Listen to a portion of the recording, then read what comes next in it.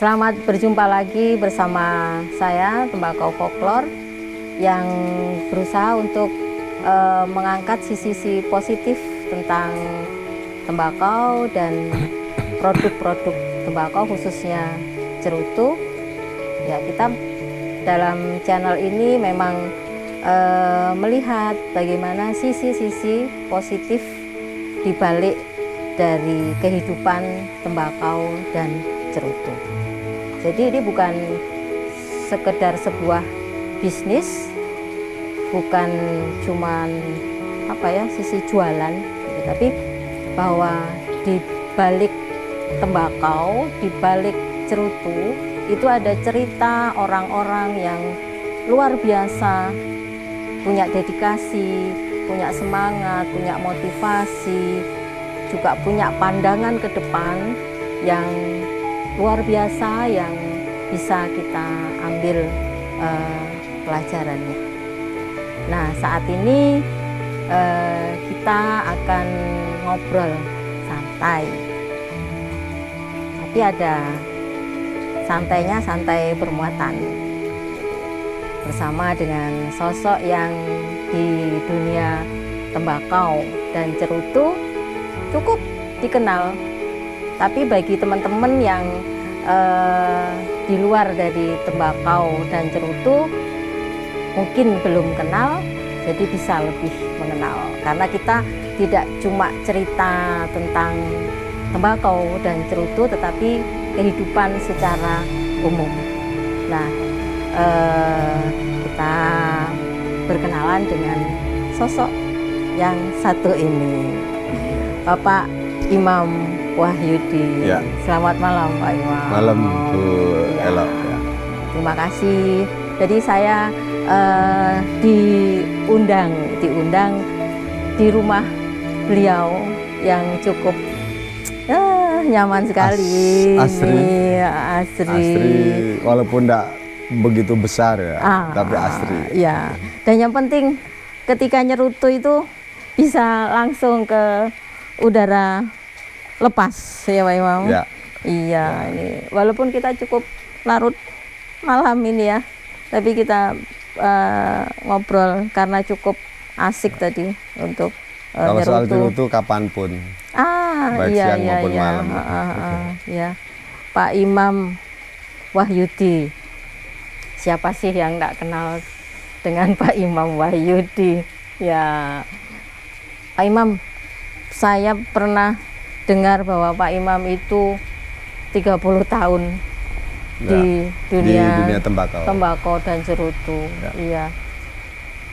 Bisa bertahan begitu, Pak? Gimana Pak itu, Pak?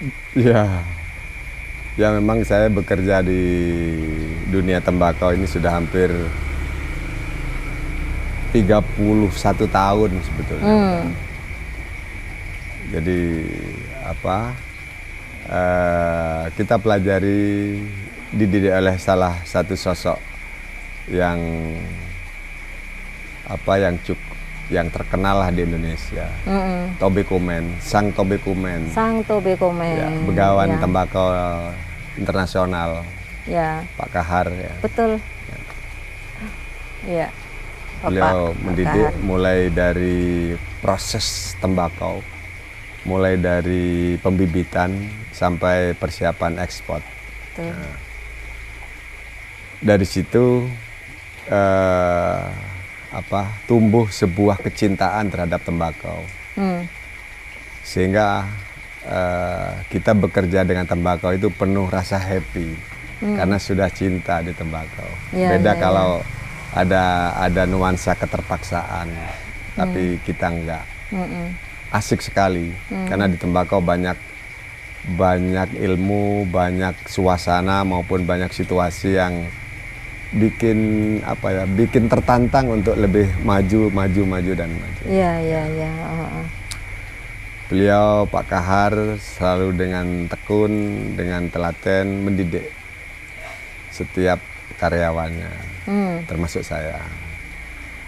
Bagaimana mengelola sebuah usaha ini. Begitupun juga banyak suka dukanya sih, tidak selalu on track ya. Penuh kendala juga ya. Betul. Nah, dari kendala itu kita cari solusinya, sehingga itu yang tumbuh di pemikiran kita bersama. Ya, memang tembakau di Indonesia ini mulai, kalau saya pelajari di data, dari awal itu selalu mengalami penurunan di Indonesia. Kayak di tembakau besuki ini, mulai zaman Belanda sampai sekarang trennya turun dari sisi produktivitas maupun dari sisi kualitas. Nah, ini timbul tantangan sebetulnya.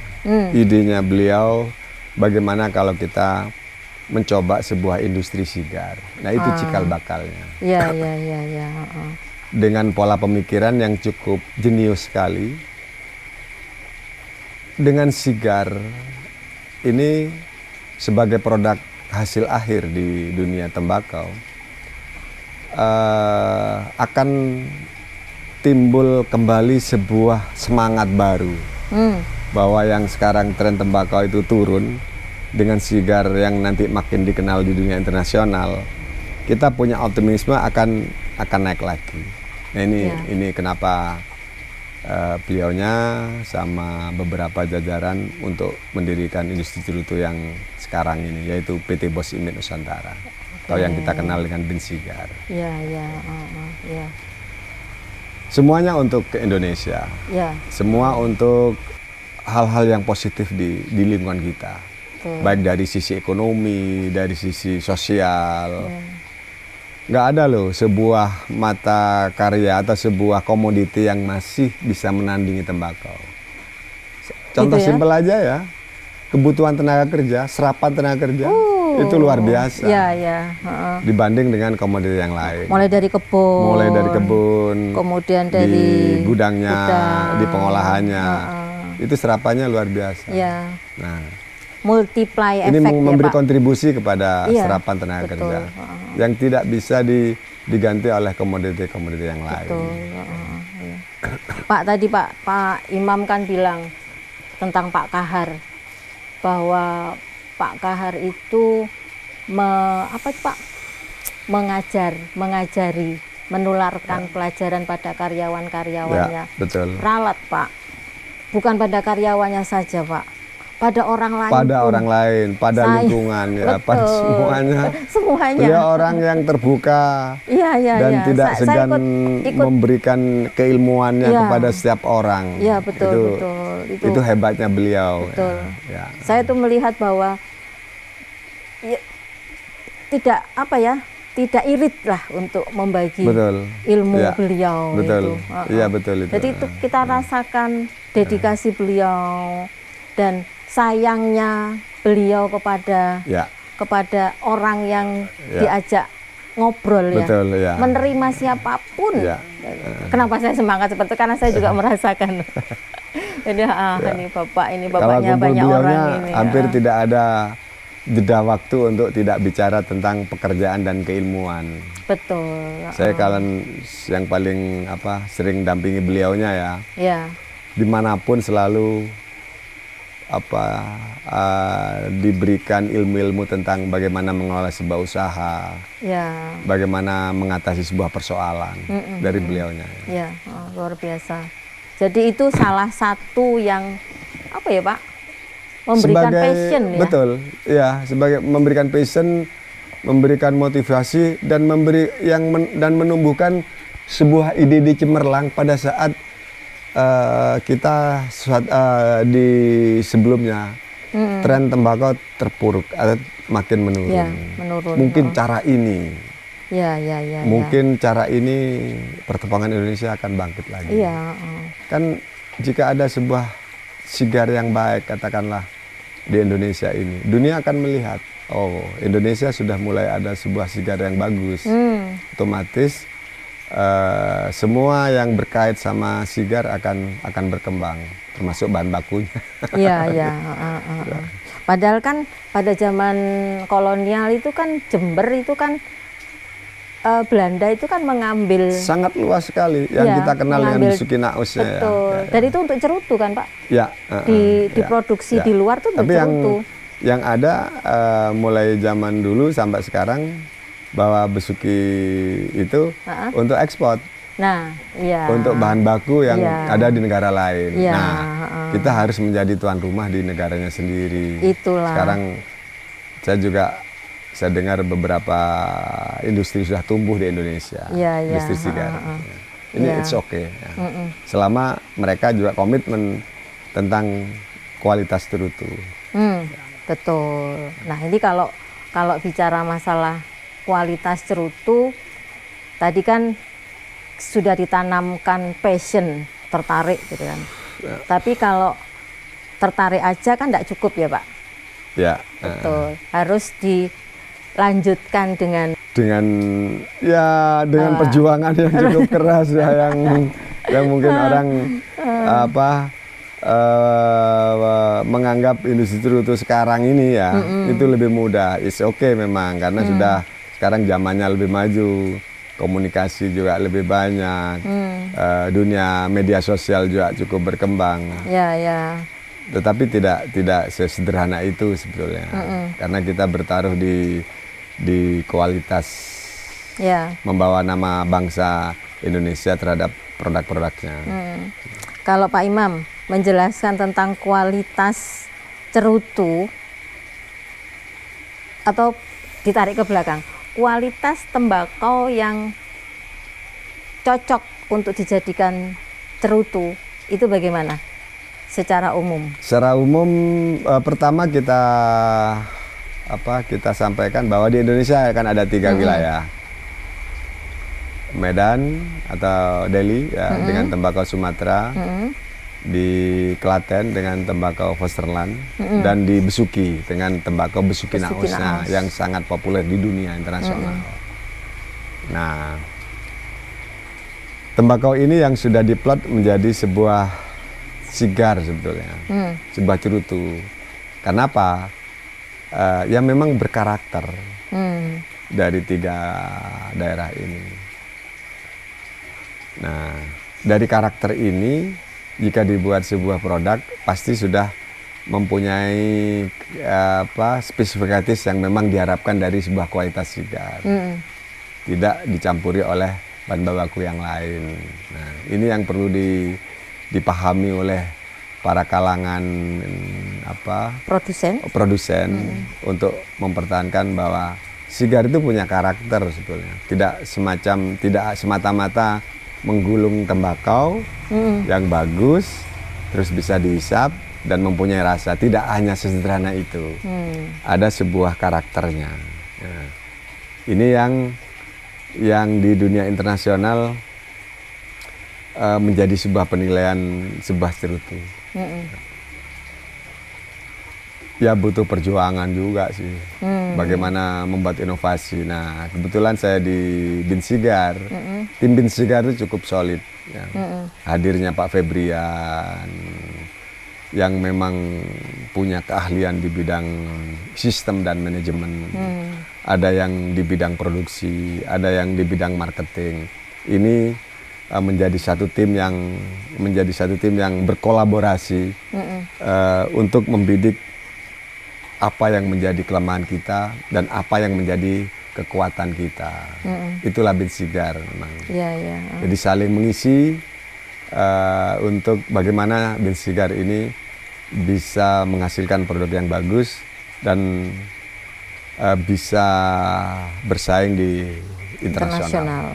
Iya. Dengan harapan yang saya sebutkan tadi di atas, jika ada produk Indonesia yang bagus, ya cerutunya bagus, industri yang lain akan mengikuti. Tembakaunya akan dilirik lagi yang selama ini sudah mulai turun. Itu hipotesanya begitu. Iya. Itu yang bagi saya sesuatu yang baru gitu Pak. Jadi berarti itu juga mengangkat tembakau ya. Pasti itu. Karena sebuah hasil akhir yang bagus, ya itu akan dilihat dari sisi yang lain. Ya, ini bahannya apa sih? Ya. Ya, ini bahannya apa sih? Ini dari negara mana sih? Wah, itu telusurannya. Otomatis dunia akan melihat. Apa sudah terasa itu Pak sekarang Pak? Kalau saya dengar sih iya sih. Indonesia sekarang sigarnya mulai rame. Bahkan bahan bakunya yang saya dengar dari beberapa teman-teman eksportir sudah habis sekarang yang terjual. Berarti demand and supply-nya udah mulai terasa untuk seimbang. Hipotesa saya secara pribadi begitu. Oh, berarti itu ceritanya cukup lama ya Pak? Cukup lama dan berkait sebetulnya. Betul. Jadi kita harus memandang sebuah industri sigar itu tidak semata-mata kita profit oriented saja, tetapi ada efek lain yang kita harus kembangkan. Tembakau Indonesia juga harus naik. Serapan tenaga juga mudah. Sisi-sisi pendukung yang lain, vendor-vendor yang lain juga akan semakin terangkat. Dan yang terakhir, devisa negara juga akan semakin tinggi. Pasti ya. Jadi kalau katanya tembakau itu dimusuhi, tembakau itu dibenci, tetapi disayang. Disayang karena memberikan cukai yang cukup banyak sekali. Dibenci tapi dibutuhkan. Enggak, bahasanya tidak dibenci sih. Ada karena ada regulasi sebenarnya. Enggak, tapi kan dari kelompok yang lain kan memang ada kontroversinya, itu kita akui gitu Pak. Tapi kontroversi itu tidak menjadikan kita turun, tapi mencari cara-cara yang lebih. Ya, karena setiap produk itu pasti ada sisi yang negatif. Ada sisi yang banyak, sisi yang positif. Nah, sisi yang positif ini yang kita kembangkan. Iya, betul. Yang juga semua kalangan juga harus memahami efek dari sebuah industri sigar ini apa. Banyak sekali yang saya sebutkan tadi. Nah, ini juga perlu jadi pertimbangan untuk pengambil kebijakan bahwa sisi positifnya itu juga cukup banyak. Multiply efek. Iya, betul. Jadi memang kalau saya melihat di desa-desa itu Pak, para petani itu hampir semuanya mengatakan bahwa tembakau itu lebih menguntungkan daripada tanaman lain di saat musim kering ya. Jadi ada 3 musim, padi-padi. Yang kering ini adalah musim kering ya Pak? Musim kemarau ya. Musim kemarau itu yang paling cocok adalah tembakau, dan yang paling menguntungkan adalah tembakau daripada yang lain-lainnya. Gitu. Jadi betul. Itu masih menjadi sebagai tanda bahwa tembakau itu adalah kehidupan dan menghidupkan. Menghidupkan. Jadi bagi teman-teman yang menganggap bahwa tembakau itu menuju menuju mati, harus dibuktikan di Jember. Melihat semua kehidupan di Jember itu kalau musim tembakau luar biasa. Di kebunnya terlihat tembakau ya Pak. Nah, tapi setelah musim tembakau selesai, lihatlah di gudangnya. Tenaganya banyak sekali. Luar biasa. Lihatlah di pabrik cerutunya yang luar biasa juga gitu. Pak Imam tadi kan Pak Imam menyampaikan tentang promosi ke beberapa negara ya. Kalau promosi memperkenalkan bahwa Indonesia itu punya cerutu yang sekarang mulai bangkit. Kan di beberapa negara itu kan orangnya punya karakter yang berbeda-beda, dengan situasi atau suhu atau lingkungan yang berbeda-beda. Itu seleranya juga beda-beda ya Pak? Iya, berbeda-beda, dan hampir setiap wilayah itu punya karakter masing-masing. Kuba punya karakter sendiri, Nicaragua punya karakter sendiri, Eropa juga punya karakter sendiri. Konsumennya, usernya. Karakter rasanya juga sudah juga punya. Nah, ini yang Indonesia harus mempelajari, harus mempelajari jika ingin bermain di dunia internasional, seperti Bin Sigar yang lakukan. Pelajari juga supaya apa ya, sekali masuk ke sebuah negara itu sudah dinyatakan it's okay. Oh, ini cocok sama selera saya. Persoalan cerutu kan jadi selera menjadi di depan. Ya, betul. Ya, tidak ada cerutu yang tidak enak. Cocok atau yang tidak? ada adalah selera atau Selera. kecocokan masing-masing. Ya, saya sering juga ditanyakan, yang enak mana? Aduh, Ya. agak susah itu jawabnya kalau yang Semua enak sigar mana enak. itu. Nah. Jadi perlu ada variabel pertanyaan yang lain gitu kan. Iya. Ya. Iya. Di Indonesia pun juga trennya naik. Ya. Sudah banyak sekarang ini berbeda sama beberapa tahun yang lalu. Sekarang para agen, para distributor juga makin berkembang di Indonesia. Betul. Termasuk diantaranya Saya agen. Tembakau Fokpor ya. Yang juga ikut memajukan demandnya sigar Indonesia. Ya. Mudah-mudahan makin kenceng ya, dari waktu ke waktu ya. Juga saling berkolaborasi antara bersinergi antara pabrikan dengan seller atau agen ya Pak ya. Jadi dan yang saya harapkan sebetulnya jika Indonesia ini ingin bangkit dari sisi kualitas, semua agen tidak hanya semata-mata bisnis di sigar. Betul. Menjual sigar Indonesia. Tidak hanya semacam itu, tapi juga memberi masukan ke pabrikan. Segmen yang dibutuhkan oleh buyer itu seperti ini. Yang tidak disukai seperti ini. Ini harus memberi masukan sehingga pabrikan akan menyesuaikan sigar-sigar yang diinginkan oleh konsumen. Ya.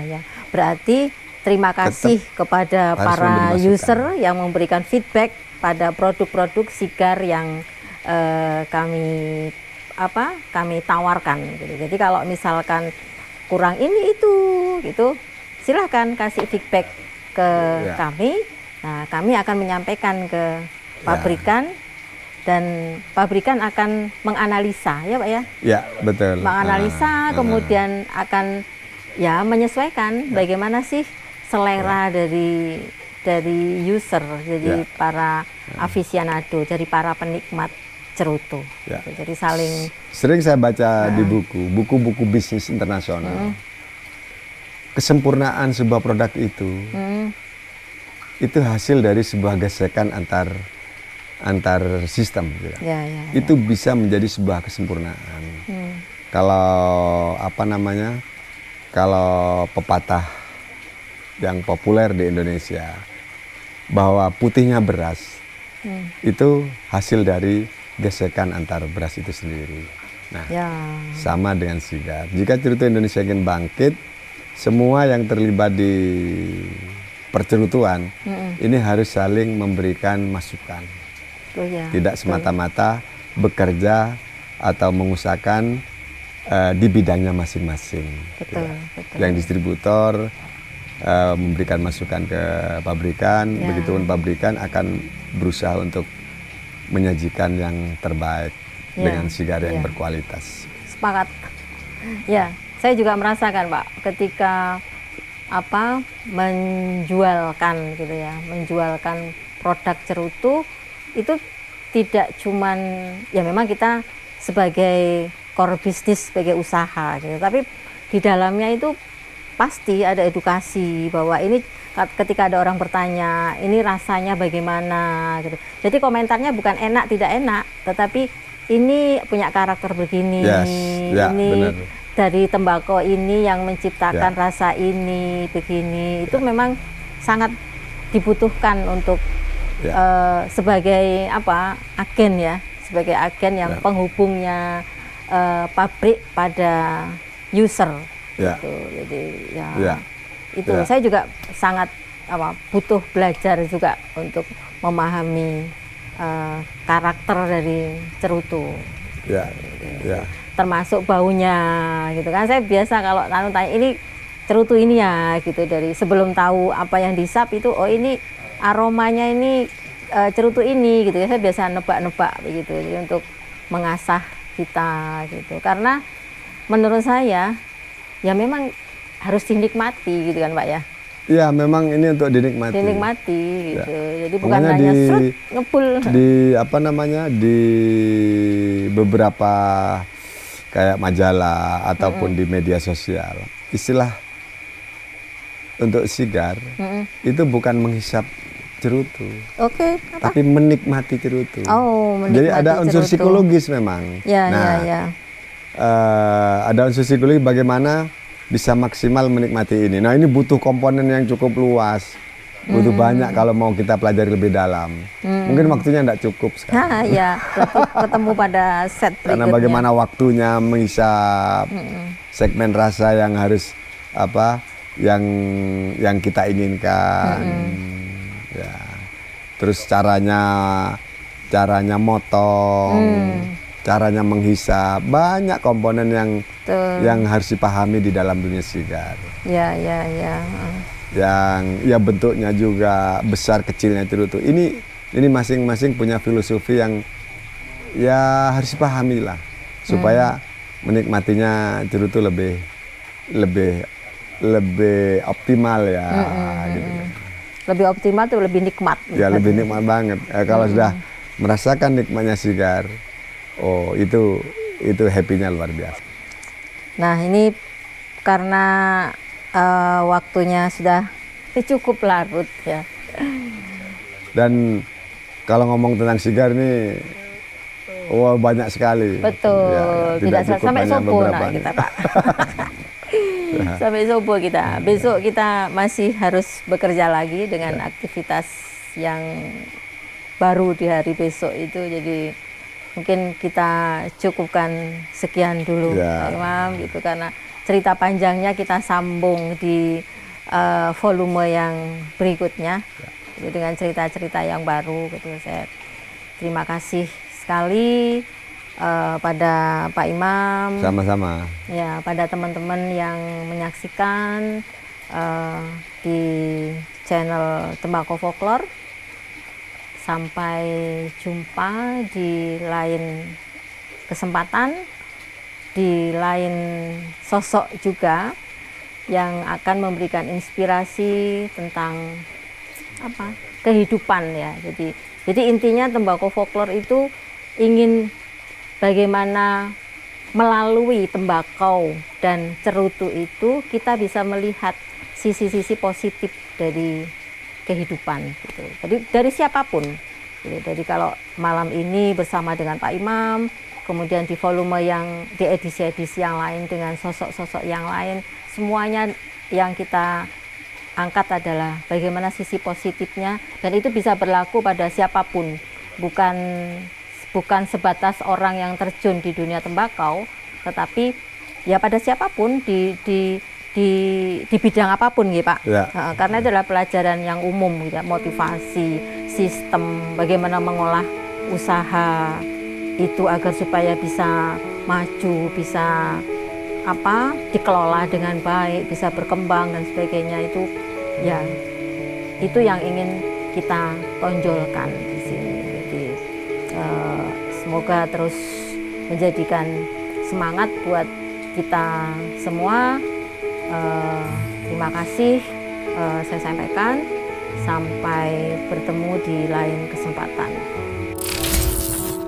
Untuk para penyigar seluruh Indonesia, penikmat sigar dan aficionado Indonesia, silahkan subscribe, like dan komen di channel Tembakau Folklore.